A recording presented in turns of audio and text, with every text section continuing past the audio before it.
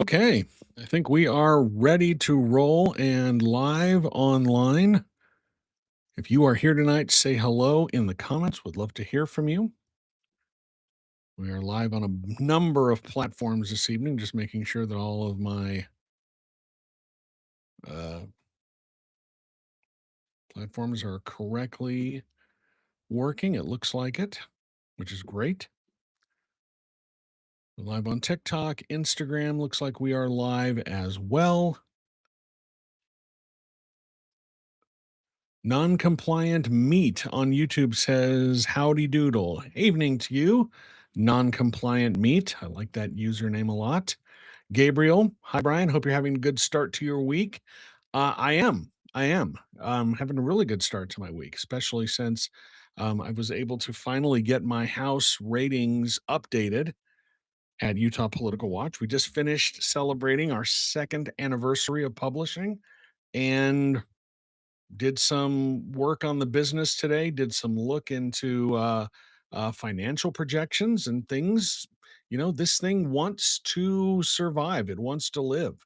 And that's because of you people, because of all of you. And I'm really thankful. We had a great subscribers only live stream last night. It was fantastic. Had a lot of people come in and ask some questions, a really good discussion. You can get involved in those if you are a subscriber, paying subscriber to Utah Political Watch. We have these occasional, pretty much ask me anything. We talked about a lot of stuff last night, and we went, about an hour, had 20, 25 people join us. And it was a really good discussion. They asked some great questions. It's just sort of a smaller group setting. Ask me anything, sort of like an office hours thing. So that was good. Danny J on TikTok says, "Hello, hello to you. Good to have you on board this evening." It's finally starting to cool down a little bit, especially at night. I mean, the nights are starting to get a little bit cooler, which is nice. Um, been really, really hot. I'm excited for the start of college football season. In Well, for me, it starts on Friday when my team, the Oklahoma Sooners, take on UTEP at Gaylord Memorial Family Stadium, and I wish I was there. Not going to be there this year, but we got a lot of stuff to talk about tonight. On the agenda, let me pull up my rundown here. We're going to talk about the updates to my house ratings. Um, there are some changes, and I'm going to let you know. There actually were a couple of changes, not to the house ratings, but things that will cause the house ratings to change a little bit, because based on a couple of filings. We're also going to talk about what's happening in Senate District 11. The Democratic candidate in Senate District 11 dropped out. So now it is a straight race between Emily Buss, the incumbent, who's with the Forward Party, and Brooks Benson from the Republican Party. I broke down the numbers. If she wants to become the first third party candidate actually elected to a legislative seat in more than a century, she's got a high bar to reach. We'll talk about Spencer Cox's book. I've been looking at some of the coverage of that. I'm hoping to get a copy of that. I've asked the publisher for a review copy. Hopefully, I can get that and be able to dig into that when it is published a week from today. There was a story in Axios that was really fascinating. Utah taxpayers, they estimated what it would cost Utah taxpayers if President Donald Trump were to go ahead with his mass deportation plan. Earlier this evening, Lieutenant Governor Deidre Henderson had tweeted some very interesting things, or posted some very interesting things on Threads, and we'll talk about this whistleblower report that came out about the United States Postal Service's plan to disrupt or to meddle in the 2026 election with mail in ballots. We're going to talk about that. And also, we'll talk about Governor Spencer Cox's last two more appointments to the Utah Supreme Court. So, all of that is on tap tonight, and I want to hear what you have to say. I want to, if you have any questions, feel free to drop them in the chat and we will get around to it. But welcome in, everybody. Glad to have you on board this evening. I am Brian Schott. I am the publisher and managing editor of Utah Political Watch. You can find it online at utahpolitics.news. It is an independent news outlet covering politics in Utah. What does independent mean? It means we have no corporate backers. We don't sell advertising. We don't have any billionaires writing checks for us. It is simply supported 100% by readers, listeners, and viewers. And it is growing. It is growing. It clearly is in a very healthy place. We could always use more of you, though. If you want to support what I do, if you like these kinds of live streams, if you like these shows, and you want to make more of them possible, you can go to my website, utahpolitics.news, and you can sign up for my newsletter. That's free. If you want to become a subscriber, you can become a subscriber for $55 a year. That's what funds this whole thing. If you don't want to do a subscription right now, you can throw some money in the tip jar as well. When you are a subscriber, what does that get you? Well, it will get you some subscriber only stories. Like if you are an annual subscriber at $55 a year, you can get access to my exclusive ratings for every Utah House and Senate race that's on the 2026 ballot. I just updated those, and I'll be trying to update them more frequently as we get closer to the 2026 election. You also get invited to the subscriber only live streams that we have from time to time, where you get your chance to ask questions about anything. We talked about some of the great stories I had in my time working in the media here in Utah last night. And I can't really name names, but I did talk about the time I saw one reporter almost beat down another reporter in the KSL newsroom. So I talked about that, and you can become you can become part of that, and that's at utahpolitics.news. Okay, so I hope everybody's having a great evening. Wherever you are joining us from, thank you, thank you, thank you. And let's get into it. I think the first thing that I want to talk about is the update to my house race ratings. And what I did was I plugged in the latest financial numbers to my house ratings. And if you are a subscriber to Utah Political Watch and you can get into the house ratings, you know that I have two ratings for every seat that's on the ballot in the Utah Senate and in the Utah House. I've got the likely outcome rating, and that's basically essentially completely based on what has happened in the past in that district. I plugged in the results from a number of statewide districts and the former results from those districts into the formula, and I get the likely outcome rating. That's what I would expect to happen based on what's happened in that district in the past. But then I also have one called the Utah Competitiveness Index. And what that does is it starts with the baseline. The baseline statewide in Utah is Republicans at about 65% of the vote. If you have a typical statewide race, the Republican's going to start at about 65% of the vote. That is the baseline. And then I look at each district and see how competitive it is, how far off the baseline it goes from that 65% for the Republican. Let me pull up my house ratings. I'm not going to show them to you on the live stream. Why? Because that is a subscriber only feature. But for instance, the one race that I want to talk about tonight, we're going to talk about HD 26. That has the incumbent, Matt McPherson, is in that race. And let me look and see who his opponent is. I don't have those. I should have those in front of me, but I don't. I don't have those memorized. But Matt McPherson, his opponent is Democrat Michael Finch. And that race, according to my ratings, could be fairly competitive. I know it's one that Democrats are targeting. Based on the likely outcome, it is a lean R district. I have ratings safe R&D, likely R&D, and lean R&D. There's also toss up. And this one is rated as lean R. Why? Because in the past few elections, it has elected a Republican to the office. But if you look at the Utah Competitiveness Index, how this district has performed in the past compared to that statewide baseline of 65%, the Utah Competitiveness Index is D plus 12.5, meaning the Democratic candidate t- is expected to perform 12 and a half points better than that 65%. So that would drop the baseline down to 53 and a half. Yeah, 53 and a half. No, 50, 52 and a half. I can't do math. But that's what the baseline would do. And under the Utah competitiveness rating, that one is a likely D, likely Democratic win. So that's why I think that seat is going to be very, very competitive.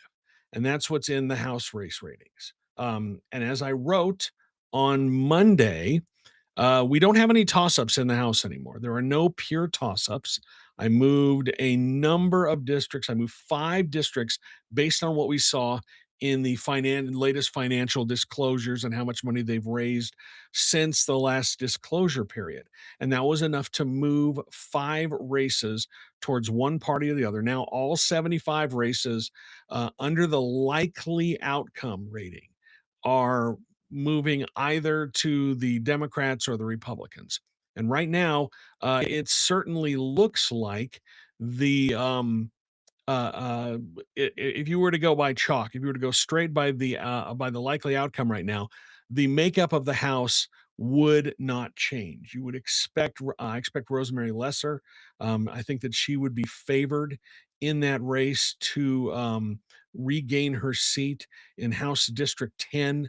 And I have to look at a few other uh, a few other districts currently held by Republicans. One of them that could be competitive.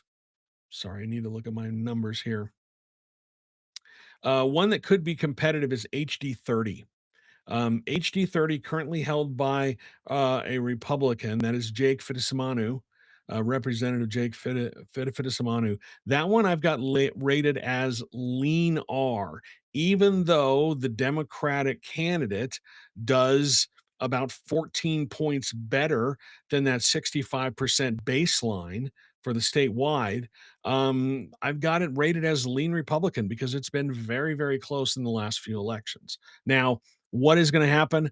I don't know. Over in the Senate, there's actually at least one race in the Senate, and that's Senate District 5.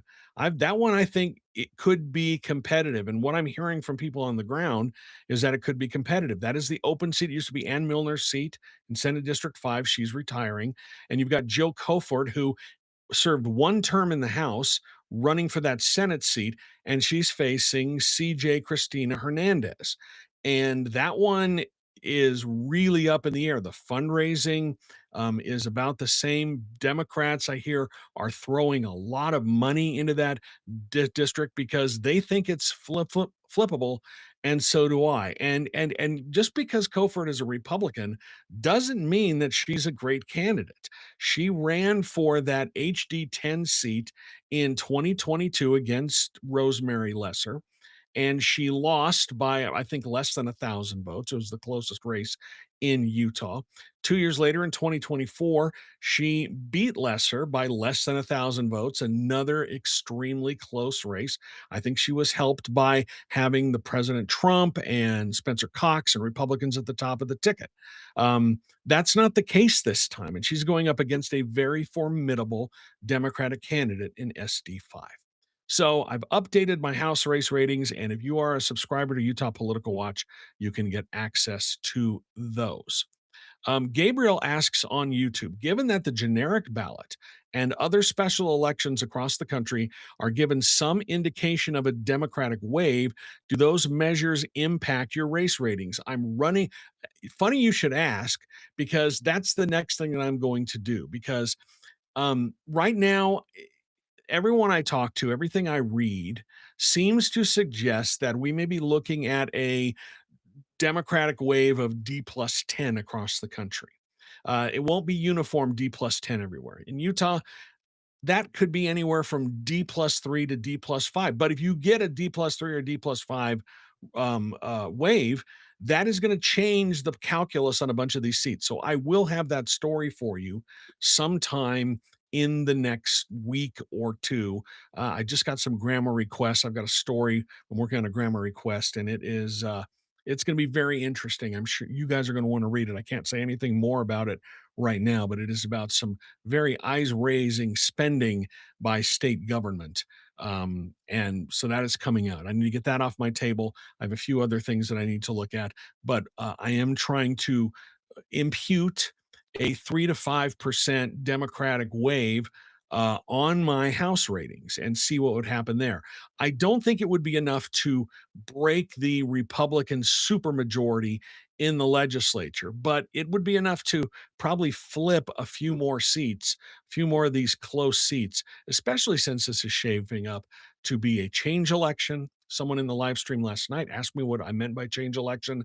That just means that voters are in the mood to fire people, throw the bums out. That's what I mean by a change election. And this is shaping up to be a change election. How much of a change that's going to be for the Democrats, because what we've seen here in Utah is the Democratic brand is not great. But maybe, just maybe, we will see that happen. Follow up from Gabriel. If they don't impact directly, do you have thoughts as what the impact might be if we do end up seeing a Democratic wave, say D plus 7 to 12 over baseline? I would be really surprised if we got a Democratic wave that is D plus 7 to 12. Um, that would really surprise me. But who knows? It could happen. It did happen in 2018 when Ben McAdams was swept into office. In that year that he beat Mia Love, but again by fewer than 1,000 votes. That's what happens when you get a wave election. And back in 2018, that was the first midterm of the first or that was the midterm of the first Donald Trump administration. And he was much more popular in the polls. His poll numbers were much better than they are right now. There was a poll that came out yesterday from the University of Amherst, I believe, that had Donald Trump's approval rating at 32%. He was in the low 40s in 2018 at this point. So it's not out of the question that we could see a bigger Democratic wave. And if I get some time, maybe I'll throw that into my calculations as well. But it right now, everything we're seeing, it is shaping up to be a Democratic wave, a change election, throw the bums out kind of election. And we saw that in the primary when Senator Stuart Adams lost his job.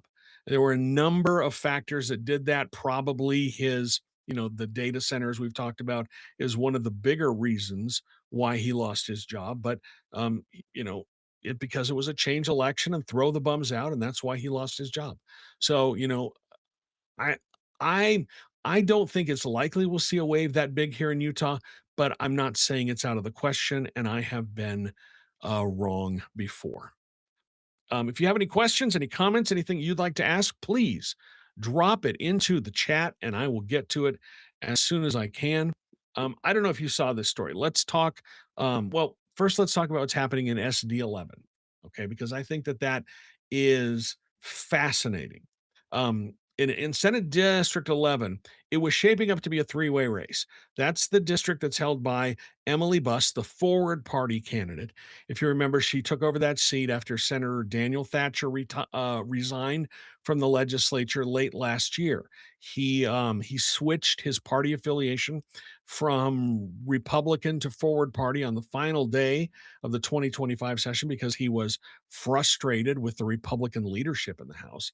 And so Emily Buss is the incumbent there. She won the special election.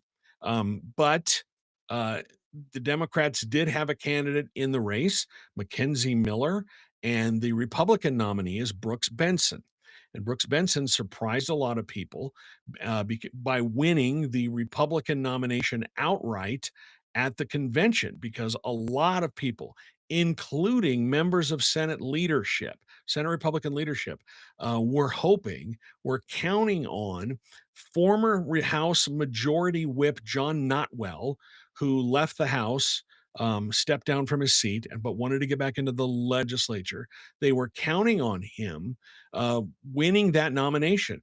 He had a lot of money. He had been raising money, had six figures cash on hand.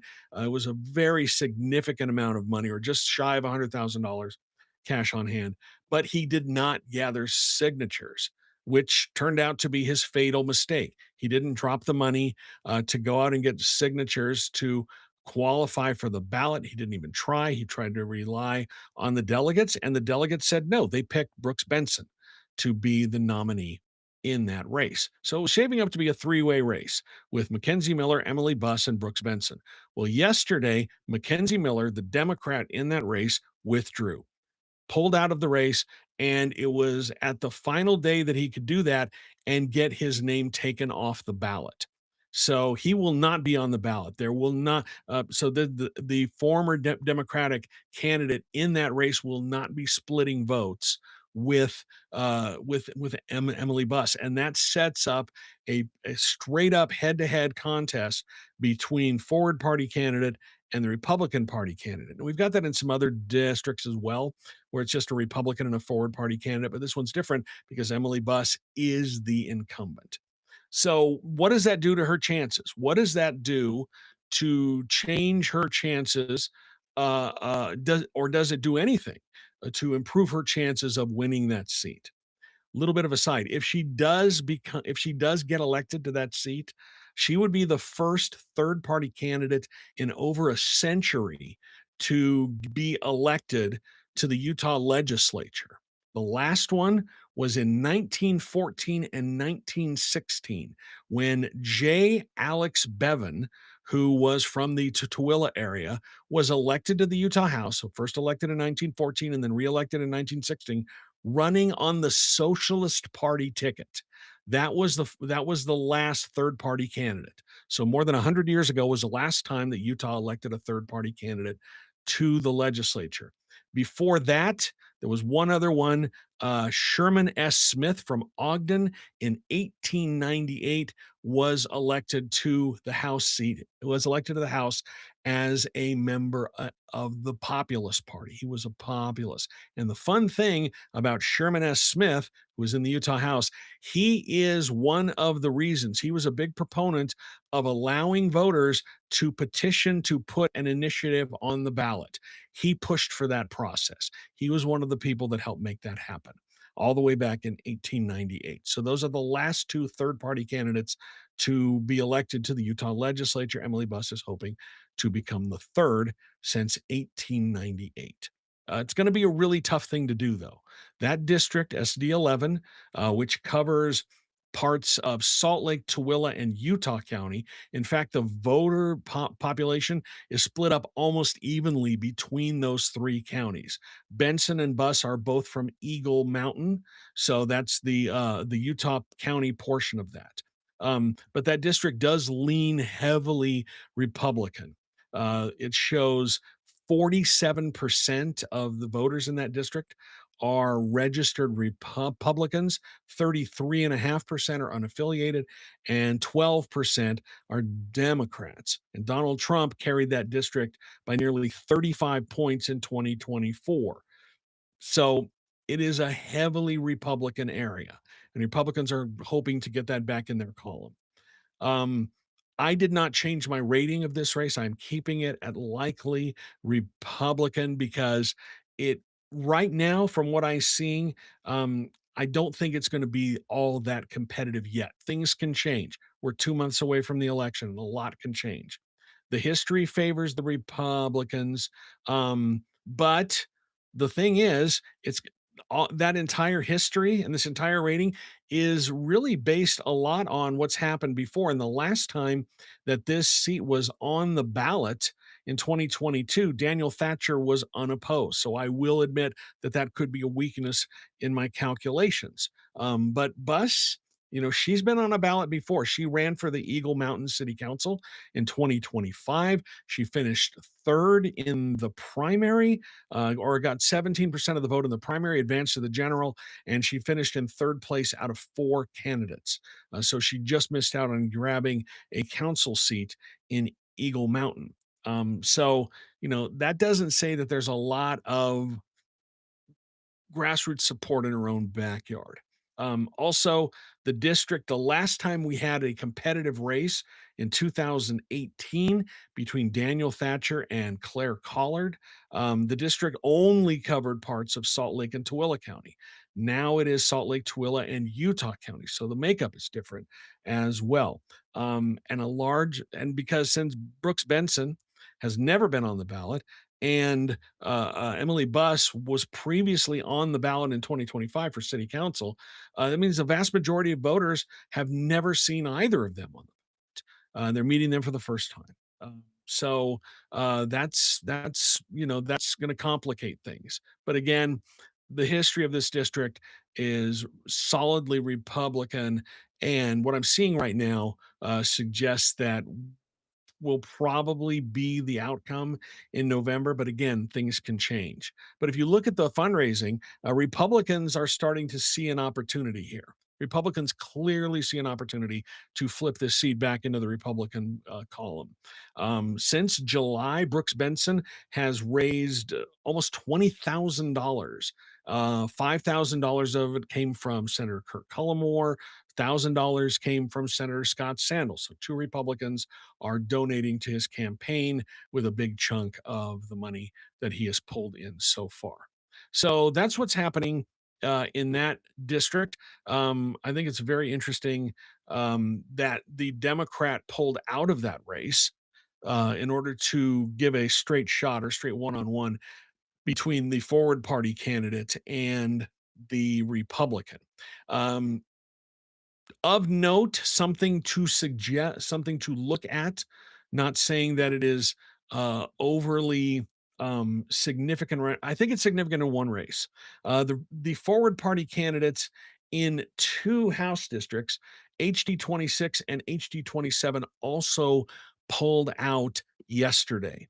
And I think that that is really going to impact what's happening in House District 26, because that is, as we talked about before, that is Matt McPherson, who has had some media missteps this last year. If you remember the whole fireworks ban, and he got really mad and threatened to sue the state because he owns fireworks stands and he wants to sell his fireworks.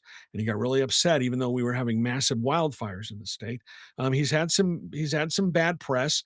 He's the person who wrote the bill to create that brand new constitutional court as part of the Republican Party's overhaul of the courts. He does not have a Forward Party candidate in his race anymore. It is now a straight up Republican versus Democrat, and he's running against Michael Finch. Finch is raising a lot of money, and McPherson is also getting a lot of money, but most of it is coming from House Republicans. They have a PAC, the House Republican Election PAC, or I can't remember the name right now, but they've donated like $30,000 to McPherson's campaign, and then Speaker Mike Schultz, his Speaker's Leadership PAC, has donated $20,000 to McPherson. So they see this as a competitive seat. And Michael Finch is raising a bunch of money as well. So this one's going to be competitive.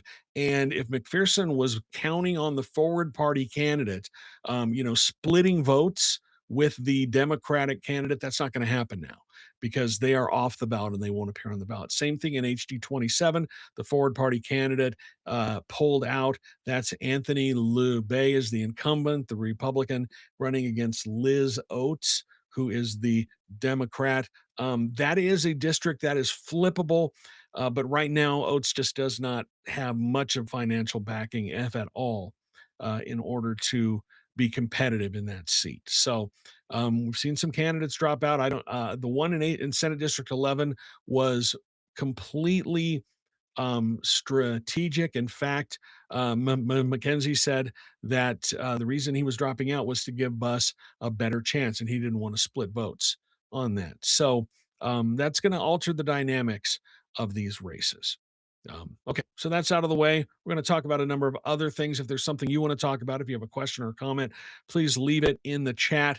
Elliot Nutter on TikTok says, are we or have we talked about the USPS whistleblower? We are going to talk about that now. Or actually, we'll talk about that right after I get to this one question. Nam on TikTok says, do Democratic candidates in other districts like Peter Crosby in the North stand any chance? It's a really uphill battle for Democratic candidates in the North. I'm not really, aside from that Senate district and Senate District 5, congressional candidates, it's a real tough road, really tough road for them. Because there's the three congressional districts that are not in Salt Lake County are so overwhelmingly Republican that it's going to be really hard. There would have to be a massive, Democratic wave to make that happen. So hope that answers your question. Allergies are really killing my throat, making it hard for me to talk. Okay, Elliot Nutter wants to talk about this. Are we or have we talked about the USPS whistleblower? Well, let's talk about that now because that is a hell of a story. And there's a bunch of other stuff I want to get to. But Senator Richard Blumenthal of Connecticut published a report today. He's the ranking member of the Senate Homeland Security Permanent Subdivision or Subcommittee on Investigations. A report came to Blumenthal from a nonprofit group called Whistleblower Aid and included a letter that he sent to Postmaster General David Steiner on Monday. The allegation is that the U.S. Postal Service defied court orders to keep building a data portal implementing Donald Trump's mail-in voting executive order, an order that is for now mostly blocked. If you remember, Donald Trump, when he issued his executive order about the upcoming elections, alleging without any proof that foreign countries had actually meddled in our elections, aside from Russia. Some of the documents he released basically proved the whole Russia thing, but he was alleging that foreign countries were um, meddling in our elections, and there's been a lot of yelling about non-citizens. And what he wants the U.S. Postal Service to do is to create a database. This is one of the reasons why he's trying to get a hold of the full unredacted voter rolls from a number of states, including Utah. They want to create a database. They want to run it against their information, and if a state or an election official tries to mail out ballots, they have to check all of those names against that list in the portal. They call it the portal. It's a list, it's a database. And if it doesn't match, then that person cannot get a ballot. Actually, it goes farther than that. One of the allegations in this report is that under the rules by the US Postal Service, if a for instance, an election official turns in a bunch of ballots, say 10,000 ballots or 5,000 ballots. They send 10,000 ballots out. And if just one of those ballots does not match what's in the portal, then the Postal Service will not send any of the 10,000 ballots. So that means that the 9,999 other voters would not get a ballot either because on just one ballot didn't match for whatever reason, which seems a little bit crazy. But that's what this whistleblower report does. So the portal, states are supposed to upload new mail ballot envelope designs and mail voter lists to it as required by the rule carrying out Trump's order. Now, what did the whistleblower specifically say in this report? He said development was described as, quote, rushed, quote, risky and haphazard, and leadership set a, quote, impossible time frame to get it done. Testing was eliminated in order to hit deadlines. The whistleblower warns of a, quote, catastrophic failure risk that could, quote, derail the midterm elections. No normal safeguards were put in place. There was no internal testing. There's no customer acceptance testing, no final development stage before public release. They were rushing to get this thing out. The whistleblower also said, quote, potentially millions of American voters may not receive their mail-in ballots this election cycle in a timely manner or at all. As I said before, the system was built with a 0% failure rate, meaning if any single ballot in a large batch fails to verify against the portal, the name doesn't match exactly, or someone's last name changed because they got married, the entire batch is rejected, not just the flag ballot. Blumenthal said voters may not even know that their ballot was part of a rejected batch until it's too late to get an alternative or vote in person because they're not informed of this. This is a massive, massive attack on mail in voting. The report says the Postal Service kept working on the portal despite federal injunctions that were barring them from doing that. Those injunctions have since been lifted, but while they were enjoined by the courts from even working on this, they were told no, or they were told no, you cannot work on this, and they kept doing it. On Thursday of last week, a federal judge issued a temporary restraining order blocking implementation of the mail voting order. That's the latest step in the legal fight over this. Unlike the earlier injunctions, this temporary restraining order, though, lets the Postal Service keep building the portal, but it can't force states to submit data for now. Plaintiffs were seeking to block the rule. They notified the court about the whistleblower report on Tuesday morning ahead of a Thursday hearing. So there's going to be a hearing on this on Thursday on a longer term injunction. Whatever happens, you can expect this to go all the way to the Supreme Court. This is crazy. This is absolutely crazy. This is nuts what the Postal Service is trying to do here. Um, uh, Roughly 30% of the electorate in 2024, that's 47 million Americans, voted by mail. And, that's one of the things that Trump has been complaining about, even though he himself voted by mail. Just in the last couple of weeks in the Florida primaries, he voted by mail. It's good enough for him, but it's not good enough for you. I thought it was fascinating because um, uh, Deidre Henderson posted on Threads tonight. The bad news, if enforced, the USPS mail ballot rule will cause a catastrophic and entirely avoidable failure of the 2026 election. Postal Service leadership knows this and apparently doesn't care. The good news, she says, there's no way their system will be ready to use this year, even if it weren't temporarily blocked by a court. Utah's moving forward with our normal election procedures. And then she reminds you to check your voter registration at vote.utah.gov to ensure everything is up to date. So, Lieutenant Governor Henderson, who's in charge of elections here in Utah, she's not happy with this, but she says, if this is implemented, it's going to cause a catastrophic failure for the election. But she also thinks that it's going to be too late for them to get it implemented, even though they've been rushing it through according to this. Ryan Hi-Fi says this is because the GOP can't run on a platform, nor do they have any accomplishments. We mentioned it earlier. Donald Trump's approval rating, according to a new poll that just came out yesterday, is at 32%.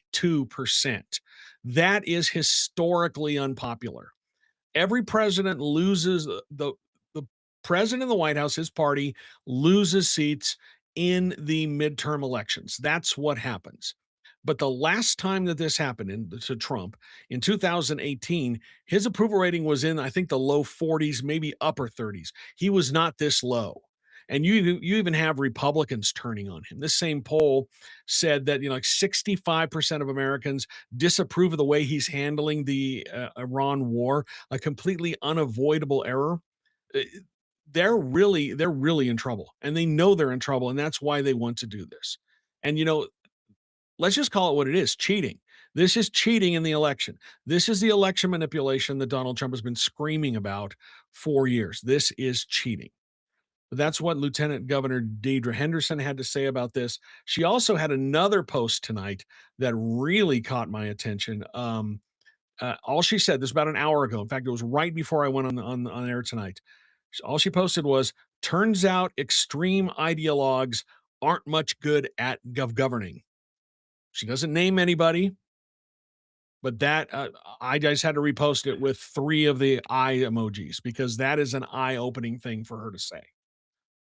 Again, She is pushing back against the Trump administration's efforts to interfere with the 2026 midterm election. She's doing her job.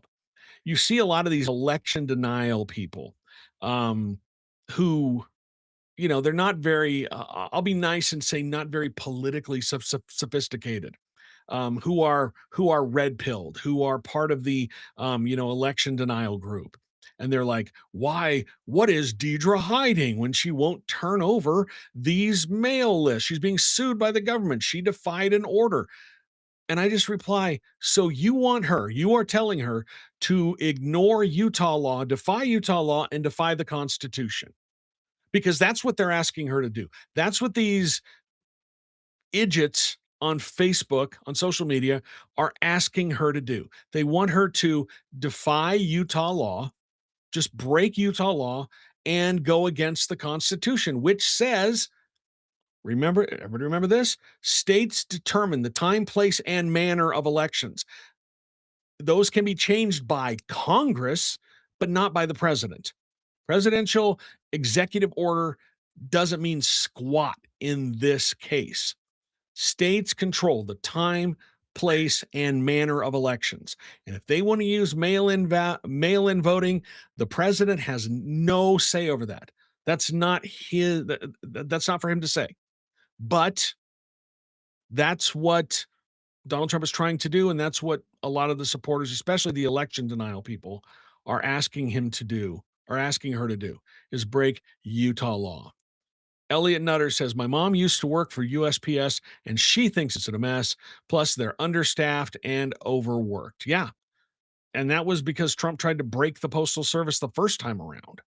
And he installed one of his cronies as postmaster general, who cut a bunch of jobs, was changing a bunch of stuff. When you hear people say the Postal Service ran a deficit, it's not supposed to make a profit. That's not what it's there for. It's not supposed to make a profit. It's supposed to deliver the mail. It's not supposed to make a profit. That's never been part of the calculation. But they're breaking it for a number of reasons. And this is just going to cause huge problems, you know. And we're running up against a deadline, because federal law says states must start sending mail ballots to military and overseas voters 45 days before the election. That's about 3 weeks from now. And some states start even earlier. North Carolina starts sending out ballots for vote by mail on Friday of this week. That's when the first ballots are going to go out. So, it is coming up. We are running up against a deadline. And a lot of it is going to hinge on what happens with this court hearing on Thursday.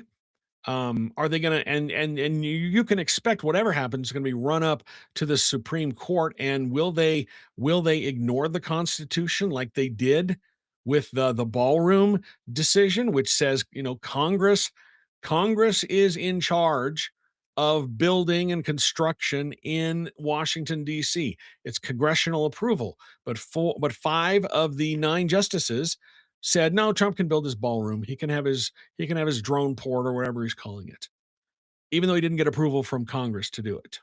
So who knows what the Supreme Court's going to do with this? But it is a real perilous time right now, but we're running up against it. Blumenthal said that all of this undercuts the administration's justification for doing it. They're saying that this order was about election security. You hear that a lot. But he says it's going to lead to chaos, confusion, and the inability of many Americans to have their vote counted. That was the reason why Mike Lee was pushing so hard for the Save America Act, because he wanted, it would have disenfranchised about 10% of Americans. And Mike Lee gave the game away. He has said that if there's no, he said that if the Save America Act doesn't pass, Republicans won't win elections anymore. He said it with his full throat. What a lot of people had speculated. This is a national story. How is this going to interact with Utah's vote by mail system? We've talked about that with what the lieutenant governor has said. Ryan Hi-Fi asked if Mike Lee is up for re-election. No, he's not up for re-election until 2028. But I mean, this affects everywhere. And Utah, there was a great analysis. I talked about it before from Emily Anderson Stern over at the Salt Lake Tribune, where she did the analysis. About 90 to 95% of Utahns voted by mail, or dropped their mail the ballot off at a ballot box in the primary election. And there were a couple of counties where all of the ballots were either by mail. Nobody voted in person. And so Utahns like voting by mail. It's easy, it's convenient, and this is gonna mess with it. The legal fight is still moving on this, though. The Thursday hearing could change the picture. We'll have to take a look and see what happens then. I'll be watching that. And really, the biggest issue is this zero failure rate, which I talked about before, where if in a batch of ballots, if and the election officials are not going to submit one ballot at a time, they're going to take a bunch of ballots to be mailed. And if just a single ballot in that entire batch does not match the portal or the database that they put together, then they're not going to mail any of those ballots. So you're going to see, you could potentially have thousands and thousands and thousands, hundreds of thousands of Americans not getting their ballots and not realizing that they're not going to be able to vote until it's too late. So this is a real red alert type thing. So you have to admire, and I talk about this every time we have a live, you have to admire Lieutenant Governor Deidre Henderson, because she is the only person who's pushing back against this. She is the only person. We haven't heard anything from Spencer Cox, who's too busy hawking his book right now, which comes out next week. I've got some thoughts about what we've seen from his book as well. I've got some thoughts about that. We'll get to that in a second. What are your thoughts on this? What are you thinking about? Do you have any questions about what's happening with my race ratings? What races do you think could be competitive? I'm going to have an analysis coming out later this week because I figured out an indication which races are going to be competitive, or which races Republicans and Democrats think are going to be competitive, and it pretty much lines up with my ratings as well. Ryan Hi-Fi says Cox is Trump's lapdog anyway. He won't say a word.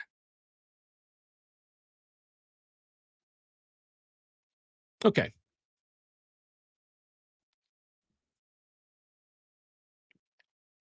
As we know,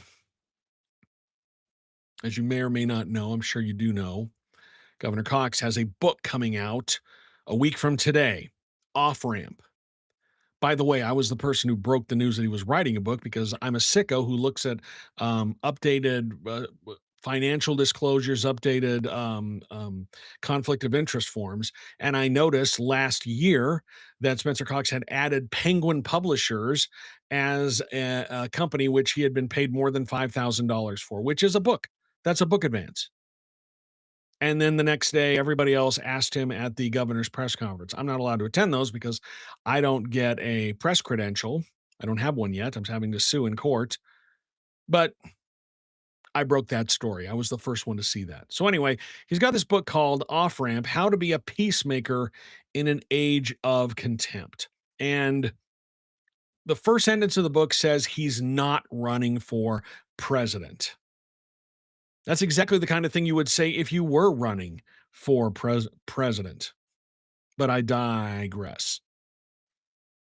He says he's trying to lower the temperature. This is out of his entire disagree better thing, where he says that contempt is the core problem in our political discourse, not disagreement. Disagreement can be healthy, but he says contempt, the fact that we hate each other, the fact that there's so much venom. And he says that social media and loneliness is driving it. And as I said, it came out of his disagree better. I've got some issues with the disagree better, because the disagree better it only goes one way. Under Cox's interpretation of the disagree better, it only goes one way. You have to disagree better with me. He loves to trot out Troy Williams, the former head of the Utah, the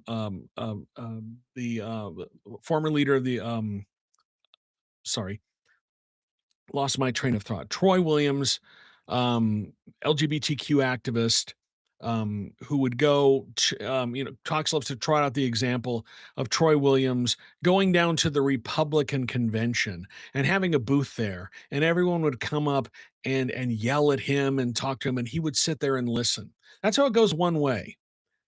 Did I see anybody from that community trying to go into places where they might not feel welcome? You don't see that unless they're trying to troll.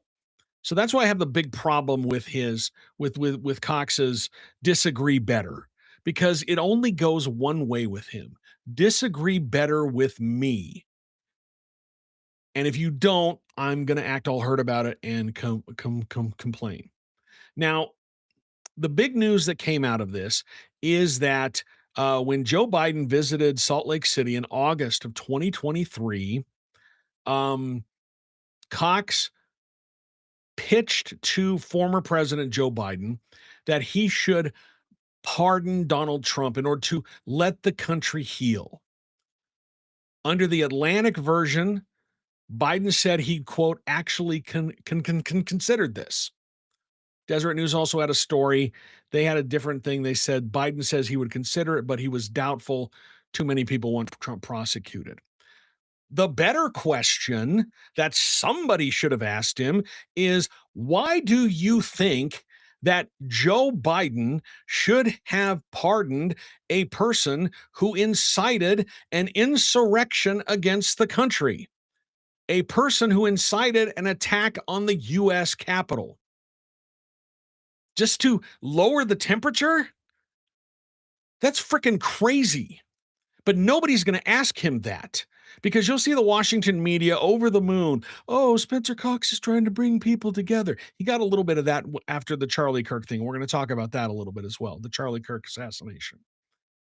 But nobody thought to ask Spencer Cox why the hell he thought it was a good idea to have President Joe Biden pardon then former President Donald Trump, who had tried to overthrow the government. Mitt Romney almost died in that.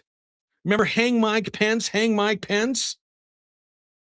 Oh, but we should, but let's lower the temperature in the country by pardoning Donald Trump.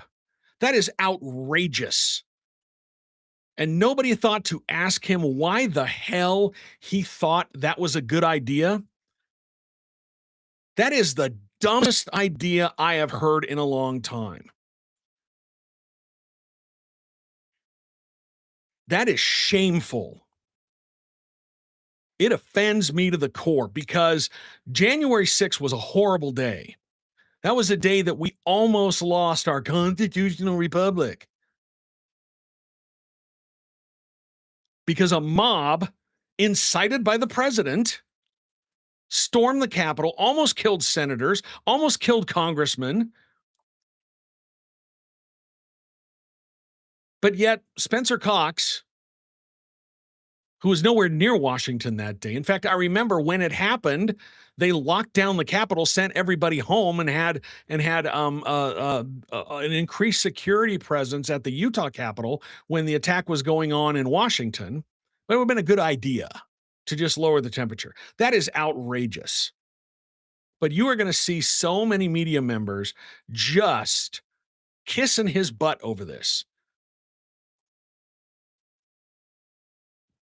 Completely outrageous that he would even suggest this. And I hope somebody has the guts to ask Cox, why? What is your reasoning? Why was Trump deserving of a pardon? Because that's a valid question. I'm going to go through some of the comments. There's a lot of comments over here on TikTok. Howells for Utah. He's talking about the competitive races. We'll get back to that in a second. Quiltive on TikTok says, LOL, he's no peacemaker. Howells asked, did he actually write the book, or was it ghostwritten just like his Disagree Better platform? I don't know. We'll never see that contract. He doesn't have to disclose it. Equality Utah was the group I was thinking of. Lost my train of thought. We have a young dog in the house who makes a lot of noise sometimes.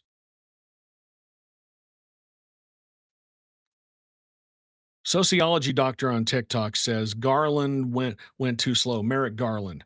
That is probably the biggest tragedy of of the entire post January 6th thing. That it took the Department of Justice 2 years to get around to doing this, and then they ran out of time. Merrick Garland was the worst pick for attorney general in my lifetime. It was really disappointing. But it's also really disappointing that Governor Spencer Cox thought that they should um, pardon Trump. That Biden should pardon Trump to lower the temperature in this country. Like that would have done anything. Like that would have done anything. Somebody in the chat said it worked out. See how well it worked for Nixon. Vicky Rosser on Instagram says J6 was horrible.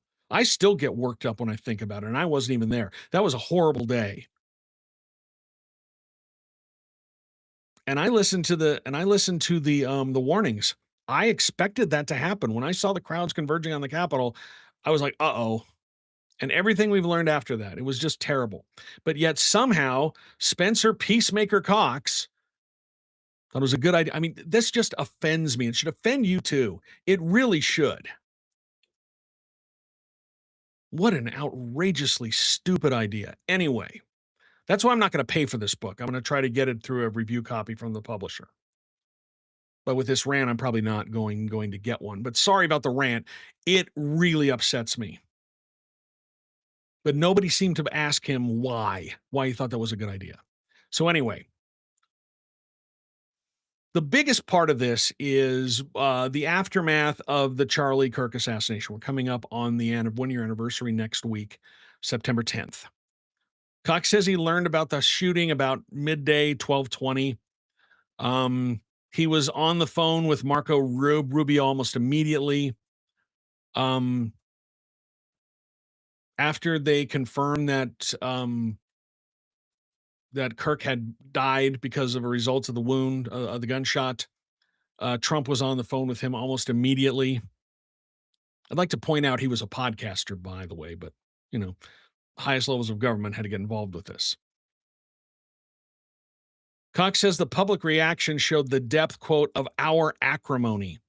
Celebration online, accusations against Erica Kirk. If I'm not mistaken, some people lost their jobs because they were not sufficiently mournful of Charlie Kirk's passing. Karen Addy of the Washington Post, columnist, she got fired because she accurately quoted Charlie Kirk in one of her columns. She just printed verbatim things that he had said, and she got fired for it. She sued and they were forced to give her job back. Thank goodness. Good on her. Professors lost their jobs. They sued. They're getting multi-million-dollar settlements, as they should.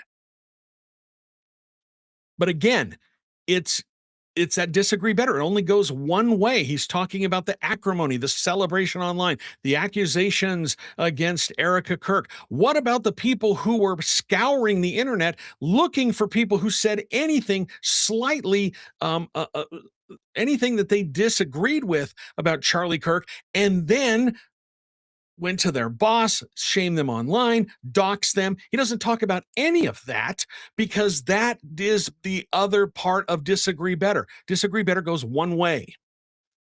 Disagree better with me. I would really like to see him express some sort of disdain for the people who had their lives essentially ruined by an online right-wing mob who thought that this was going to be their horse vessel moment.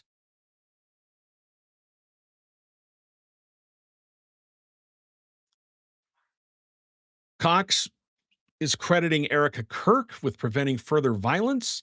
He said that her public forgiveness at the Phoenix Memorial was a part of that. Cox was in the audience, and I posted a video. He laughed at it, but it's pretty clear that when I scoured the video of the event and Cox is there, but he wore a hat really pulled down low, so you really couldn't see who he was. Almost as if he didn't want to be seen there. Vicky Rossier on Instagram asks why Marco Rubio, because Marco Rubio apparently is doing every job in the government right now. Random Quokka on TikTok says, I wish instead of disagree better, there was an emphasis on where we do agree and can collaborate. That's a great idea. Doesn't sell books, though. So he was talking about Cox was in Phoenix for the rally. He said it was one of the most Christ-like moments he's seen. I don't understand that comment. There were a lot of pyrotechnics. Maybe there's pyrotechnics when Christ comes back. Maybe we'll see that. But I do not understand that at all. During the 33-hour manhunt, Cox did try to model calm public leadership, coordinating with the Trump administration. I will give him credit for that. He did not. He was the adult in the room. You had Kash Patel, who reportedly refused to step off his FBI plane until he had the right jacket with the right patches on. That was one of the reports that came out after that. And he was praised as a stabilizing voice in the moment, which he was. I mean, I will give him credit for that. Alyssa on Facebook says it's so interesting that nobody lost their jobs for misquoting Dolly Parton after she passed away. Exactly. Exactly.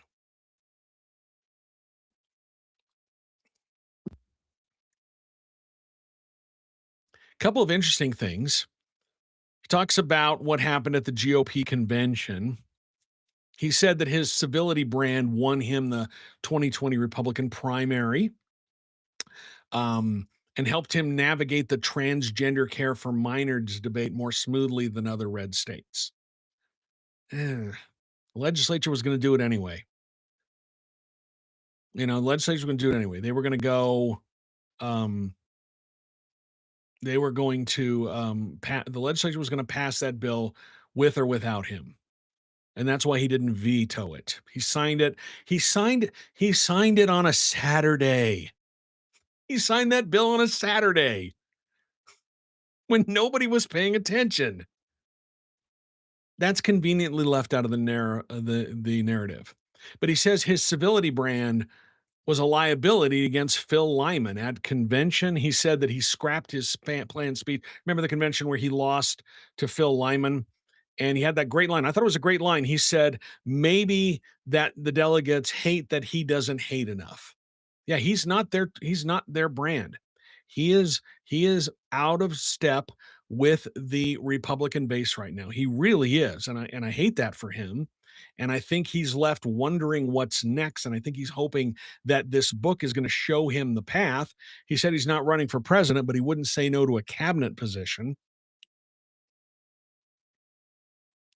But even then, when he had that great line, that was a great line. He felt bad about it afterwards. But that line, I mean, it really pissed off a lot of the delegates. He lost the election at the convention, came back and won the GOP primary by about 10 points.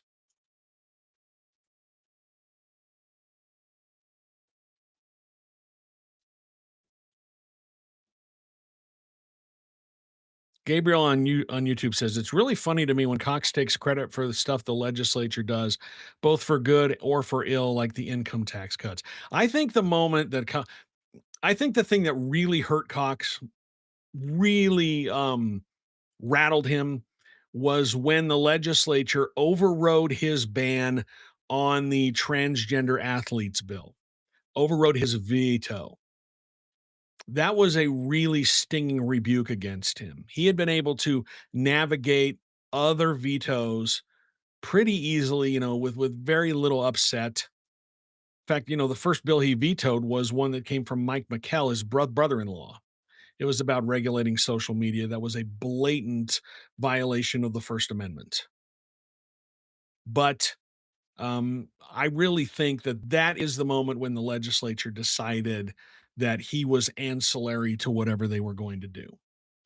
when the legislative supermajority decided they were going to show Cox who was boss. And that's what they did. And also, if you remember when they were trying to come to that veto, both the House and the Senate, they wanted to have Cox put a number of items, including the transgender health ban, if I'm not mistaken, on the call for a special session, and Cox refused. So they held the veto override session. They overrode his veto, and then they the House and the Senate went into extraordinary sessions, is what I think they called them, and they just passed some resolutions saying that this is what they wanted to do. They just said we're going to do it anyway. That was the moment when they decided that they were just going to shove Cox aside. That's when that happened.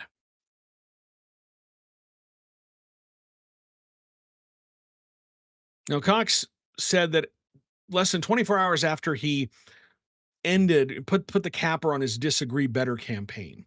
That was the end of it, end of his time as the head of the National Governors Association. Less than 24 hours later, it was the assassination attempt on Trump in Butler, Pennsylvania. And Cox said he wrote a letter to Trump to, quote, unify and save our country. And that's when he shocked everybody and decided to endorse Donald Trump. That was just jaw-dropping when those reports started to come out. He said the backlash from close friends and allies caused a real depression and despair period. He called it dark and lonely times. You think? I mean, you publicly said that you did not vote for the Republican candidate. In 2012, that's when Romney was on the ballot. In 2016, Trump. 2020, Trump. And then after 12 years of that stand, turn it all on its ear and endorse Trump, and then people got mad at you, and that left him that left him into a very, very dark state. Now it apparently has paid off for him.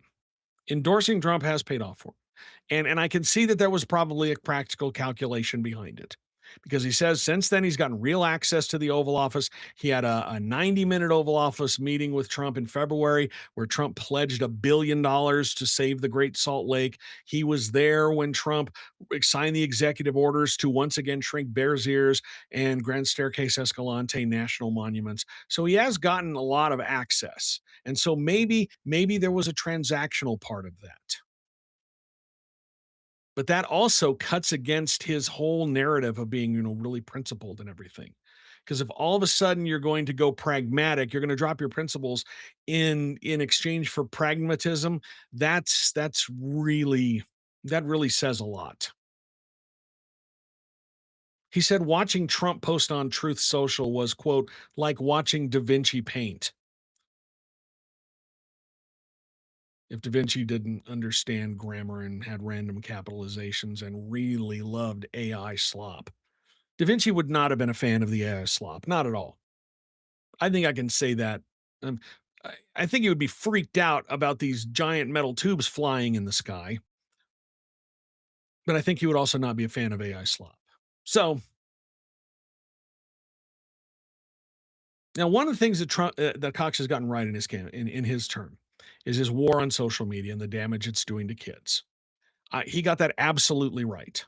I think the way he tried to do it a couple of times was wrong. I think it violated the First Amendment, but I think eventually he was proven right that these social media apps are doing massive damage to kids.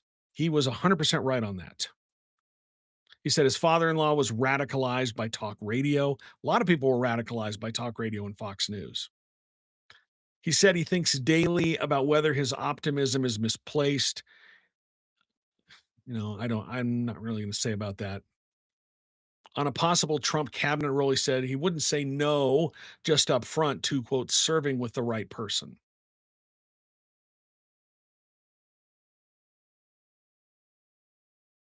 I don't know. But he does say he wants to pull back from politics, to focus on family because politics has been hard on them. Yes, it has been. This is an incredibly difficult time to be in politics, especially when you think it's a good idea to pardon the man who tried to overthrow the government. So anyway, those are my thoughts on Spencer Cox's book that's coming out. I can't wait to read it or skim it or look at the index and see if who's mentioned in there and what happens. And look for some interesting anecdotes. He'll make the rounds. He'll make the rounds everywhere. He'll be interviewed everywhere. It'll be a real ego stroking moment for him. I just hope one person, I hope somebody asks him why he thought it was a good idea to pardon a person who tried to overthrow the government. I just can't get past that. That is a non-starter for me. I cannot get past that at all. Let's see. Random Quack on TikTok says focusing on disagree better seems like we're looking in the wrong direction. Yeah, like I mean, the implementation is wrong. Disagree better with me, but it has to go both ways, and it doesn't. I mean, Cox naturally spends time in places that disagree with him because he sometimes goes to the Republican convention. So maybe that's disagree better. I don't know. Random Quokka says that $1 billion for the Great Salt Lake. Has any of that materialized? Not yet, and I think they just pledged it. They haven't really passed a budget or any spending bills. Um, they're trying to pass a short-term funding, and it might get put into there. I don't know. It's probably over a certain number of years. The $1 billion. I hope it shows up. I would like to keep this place habitable into the future. You know, if you think people are worried about birth rates now, just watch what happens when you can't breathe the air anymore. Okay. Enough of that. I got all really worked up about that. That just really upset me. Um, do we want to talk about Governor Cox's two latest appointments to the Utah Supreme Court? He got two more appointments. Diana Hagan resigned and Chief Justice Matthew Durant retired. His retirement, I think, was effective today or yesterday. He spent 25 years on the court, 14 years as Chief Justice of the Utah Supreme Court. What Cox did is he made his two appointments last week.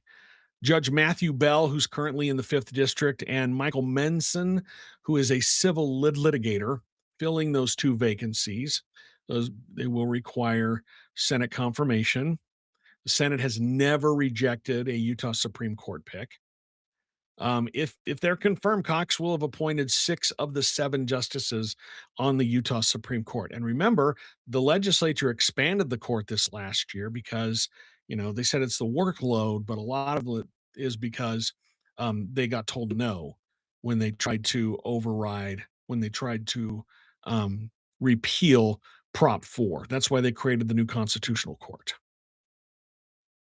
Now, Cox says he looks for originalists and textualists who adhere to the language of the Constitution and the law. That's what the last Supreme Court did.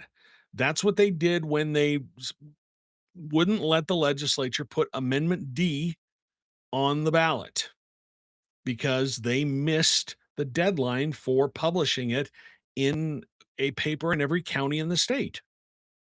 The legislature missed that deadline and they went by the letter of the law in the Constitution.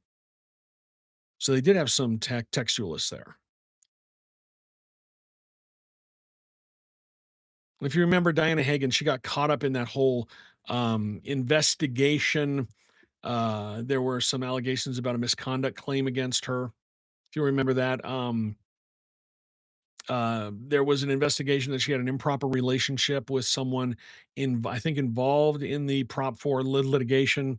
She had recused herself, and there was an initial investigation, and they didn't find any merit to it. an alleged extramarital affair with an attorney involved in that redistricting case. Hagan and the attorney denied it. She stepped down to keep her family out of it. That was her reasoning. Once the once Governor Cox and Republican leaders wanted an independent investigation into this, even though the judicial, I think it was the Judicial Conduct Commission decided to look into it, and they didn't find anything with merit. So Matthew Mell, he's currently the presiding judge in the 5th District, which covers Beaver, Iron, and Washington counties. He was appointed to the bench by Governor Herbert in 2017. He was previously assistant U.S. attorney. He was a Department of Justice trial attorney. He started his career in law enforcement. He was a St. George police officer, began as he was also corrections officer at one point, has a law degree from BYU. He did get some of the highest scores from the Judicial Performance Evaluation Commission in his decade on the bench. So, someone from Southern Utah, regional diversity to the bench. Mike Menson has been a civil litigator with the firm Mayer Brown LLP since 2022. He was previously a partner at Stoll Reeves. He has been specializing in complex litigation and employment law. He has done a lot of legal aid and pro bono work. He was on the board of directors of the Legal Aid Society of Salt Lake City. Low income clients use that when they can't afford an attorney. Did a lot of pro bono work for domestic violence victims. Um, he is a member of the Federalist Society. He has his law degree from the University of Virginia, did his undergrad at BYU, Idaho. Now, the governor now appoints the chief justice. That's part of this new law that the legislature passed. Previously, the justices would get together and they would vote amongst themselves over who they would have as the chief justice. Well, now the governor is appointing the chief justice.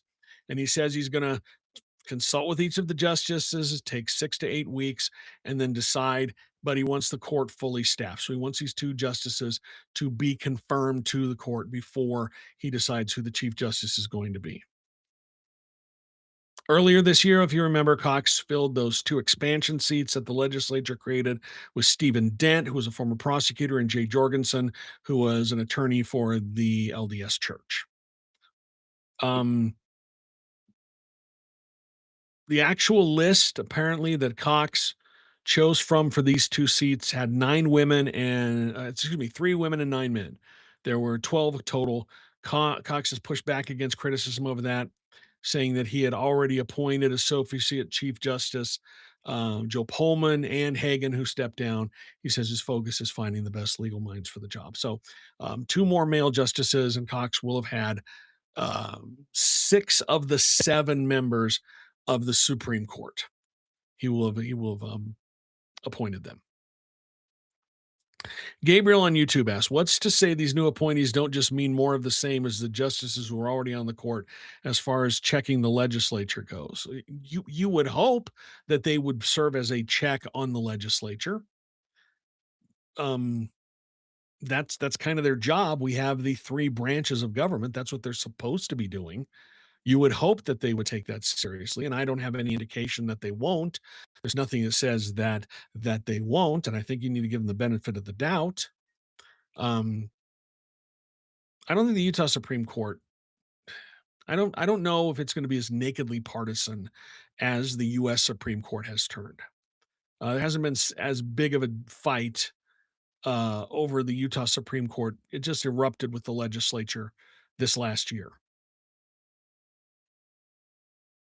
Although lawmakers have been spoiling for a fight since 2024. So I would hope that they would do that, because that is doing their job. That is what they're supposed to be doing. They're supposed to be the 3rd branch of government, serve as a check on the executive and the legislative branches. That's what they were set up to do. So, I would expect them to take that job seriously. Anyway, last thing, let me see. What else is on my list I want to talk about? If there's anything you want to ask, any other questions you have, please leave them in the chat. We're getting close to ending everything here for the evening. I really appreciate your time. Boy, I got worked up over that, over Cox wanting Trump to be pardoned. Whew. That got the blood flowing there. Let's see. One thing about the Charlie Kirk trial, it came out today. They finished the preliminary hearing, and they said that Tyler Robinson, they can go to trial with him with the evidence that they have. Let me see. I'm trying to find my notes on that real quick. Um, the total charges against Tyler Robinson include aggravated murder. His attorneys were trying to get rid of the aggravated part of that. Aggravated means that they can ask for the death penalty if he's convicted. Aggravated murder, felony discharge of a firearm causing serious bodily injury, multiple counts of obstruction of justice, multiple counts of witness tampering, and a count for committing a violent offense in the presence of a child. So those are the charges that we're going to go to trial with. It was kind of a media circus down there in Utah County, packed courtroom. A lot of media was there. Someone pointed out, and this is actually kind of ghoulish, but Turning Point USA, Charlie Kirk's organization, they were using his social media accounts, like the Charlie Kirk 11 Twitter account, to live stream his alleged murderer's own trial. And that seems a little ghoulish to me. Just something that I was thinking about today. It took me aback that they're using his social media accounts to live stream the trial of his alleged murderer. A little ghoulish. Let's leave on a lighter note, though. So last week we talked about Ennis Cantor Freedom, the washed up NBA star who now says that he's going to identify as a woman and enter the WNBA draft. And if you remember, a couple of weeks ago, he was courtside or sitting near the court in a game between the Chicago Sky and the Indiana Fever. The Chicago Sky was the home team, and he apparently was yelling at the players, chirping at the players throughout the game. And then at one point in the game, Ennis Cantor got really heated. Natasha Cloud of the Chicago Sky, the smallest woman on the court, by the way, the smallest player on the court at the time, she said something to him that got him really worked up. And now we know what she said. At one point, Sophie Cunningham, who is the player for the Indiana Fever, who has become the favorite of MAGA after talking about transgender issues, about saying some anti-transgender things. That's part of the reason why this is blowing up right now. But she made a uh, 3-point shot, and as they ran back down the court to go the other way, Cantor had raised his arms in triumph after she hit that 3-point shot. And Natasha Cloud ran past him and yelled at him and said, "She's not going to sleep with you," which is fantastic trash talk. That is such a great piece of trash talk. She just ran past Cantor, who was, there to cause a scene. That's what he was there to do. And she yelled at him, "She's not going to sleep with you." And that set him off. That's why he stood up. That's why he started coming towards the court, and which is a violation of WNBA rules, WNBA policy. And that's why he was thrown out. But that is such a good piece of trash talk, that he was there. He was there to cause a scene. He was there to disrupt things. And all Natasha Cloud had to say to him was, "She's not going to sleep with you." And that set him off. What a clown. But there's a lot of people who really admire what he's doing. He's protecting women's sports by showing up at their events and harassing them. Way to protect women's sports. Way to do it. That's really protecting women's sports by showing up and harassing them. But they've got this whole made up narrative in their head that men are just going to identify as women, and then you're going to have men playing in the league, and that's and so they're protecting women from that by doing the exact thing that they claim to be protecting women in the league from. It's just ridiculous. And kudos to Natasha Cloud for dropping that verbal bomb on Ennis Cantor. And that's what set him off, because he's so fragile that he couldn't handle that. Anyway, I thought that was fantastic. I love that. I loved hearing that. That made me laugh out loud. It was such a great piece of trash talk. All right, we've been going for about an hour and a half here, and I am running out of steam. So if there's anything you want to ask about, anything you want to talk about, speak now, put it in the chat, or hold your peace until we do this again next week at the latest. As I said, as I say every time, if anything happens that is worthy enough, we will do a live stream. We'll talk about it. We'll get on here, do an emergency live stream, and explain what happens. We do have that court hearing on Thursday about the mail in balloting thing that we discussed. Before you go, I'm going to ask some favors of you. One, if you're not already, follow me on whichever app you're watching on Twitch, YouTube, Facebook, TikTok, Instagram. Just drop a follow. That helps this reach more people. If you, the second thing I'm going to ask you to do is go over to my website, utahpolitics.news. What I need you to do while you are there is I need you to subscribe to my newsletter. That's free. Just sign up for the newsletter. And if you, so sign up for the newsletter, that's free. But if you want to make more of live streams like this possible, because this whole enterprise, Utah Political Watch, is funded by you, the viewer, my readers, my listeners, my audience. That's the people who fund this. And so if you want to make more of this possible, you can become a paying subscriber. It's $55 a year. If you become a paying subscriber, you get some exclusive things. You get exclusive articles. The article I wrote today about what's happening in SD, what's happened in Senate District 11 about the Democrat dropping out. The analysis part of that, where I talked about the makeup of the district and the historical patterns in the district, that was for subscribers only. That was behind the paywall. So if you are a subscriber, you can read that. If not, you don't get to read that part of thing, that the part of the article. And also you'll get invited to members only, to subscriber only live streams. We did one last night and it was a lot of fun. So anyway, those are things that you can do, and that will make more shows like this possible, more coverage like this possible. Um, so please, if you feel like doing that, and if you don't want to do a subscription, I know a lot of people can't do a subscription. You can also leave a tip in the tip jar. Just go over there, 5, 10, $20, whatever. That all of it goes to fund this. All of it goes to fund the Utah Political Watch. And I'm so appreciative of each and every one of you who have kicked in to help make this possible. It's the reason why I do it. And I appreciate all of you. And I appreciate you for giving me your attention tonight. I appreciate you for listening. I appreciate you for watching. I hope you have a great rest of the week. I hope you have a great Labor Day. I hope your college football team wins this weekend, unless it's UTEP who's playing Oklahoma. And then I don't hope that they win because I want the Oklahoma Sooners to win. But other than that, I hope you have a great Labor Day weekend. At the latest, we will be back next Tuesday at this time to talk about what the heck is happening in Utah politics. Until then, thank you so much for joining me, and we will talk to you again soon.